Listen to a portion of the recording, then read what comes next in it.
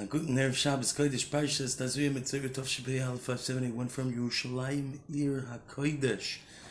Parshas Tazria Metzora, we're learning about the person who has saras, and the Torah tells it, goes at length, telling us every step of the way that the Kohen was with him. Why does the Torah tell us that? Because that's the halacha. The Kohen has to be the one to tell him. But why does the Kohen have to be the one to tell him?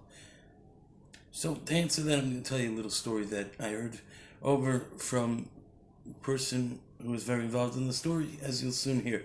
His name is Reb Tuvia Fried. Reb Tuvia Fried is very involved in New York in the NCSY organization. He was once asked a while back, I'm sure he was asked many times. This is one particular story. He was asked to be Metzora Kedusha, to officiate the wedding of one of his students that he worked with through NCSY.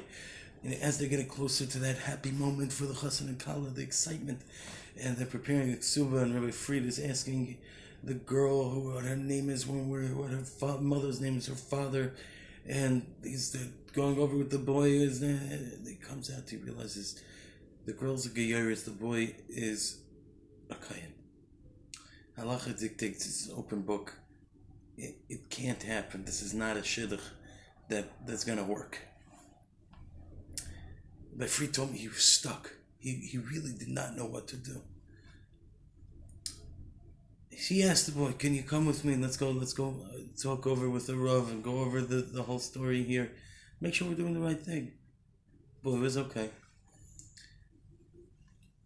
At that point, Rabbi Fried told me he went down to Rav Bluth.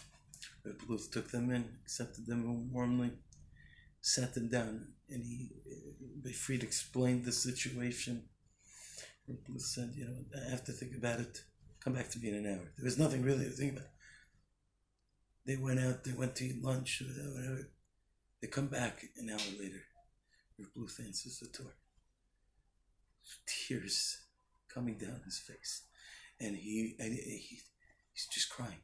He's just crying. And he says, I wish I could give you the answer you want to hear, but I can't. The Torah doesn't let. He was crying bitterly for a kid he didn't know. The boy thanked Rav Bluth. They cried together for a little bit. They thanked Rav Bluth, and they got up to leave. They walked out, and the boy called the girl and said, Jenny, I'm sure you're great, and I know you're great, and I hope you're going to have a wonderful life, but with me it's not going to be. Sadly, the halacha is, it's not going to work. It's not going to work. I'm sorry. It's off. The wedding's off. I feel terrible about it, but it's off. After the phone call, Fried turns to this boy and he says to him, I don't understand. Where do you get that energy from? To be able to just drop it like that? How'd you have the strength? He says, if that man could cry for me, a boy he never met before in his life, he doesn't know who I am, he barely knows my name, and he could cry genuine tears for me because he cares about me and feels for me and was genuinely, he knew the role of the halacha, but he was crying. He made us wait because he was crying for me. If that's what the Torah is about and that's what it does to people, then it must be emes, and I'm ready to follow it completely. And if the Torah doesn't let it, then it's a no-go. The one who has to tell a person who has to go chutz l'machane, the only one who could tell that to a person is Ben Aaron, in Oyev Shalom, V'Roidiv Shalom, whose Oyev is Abrius and Mekavim Later. It's the only one who can tell a person such an uncomfortable news.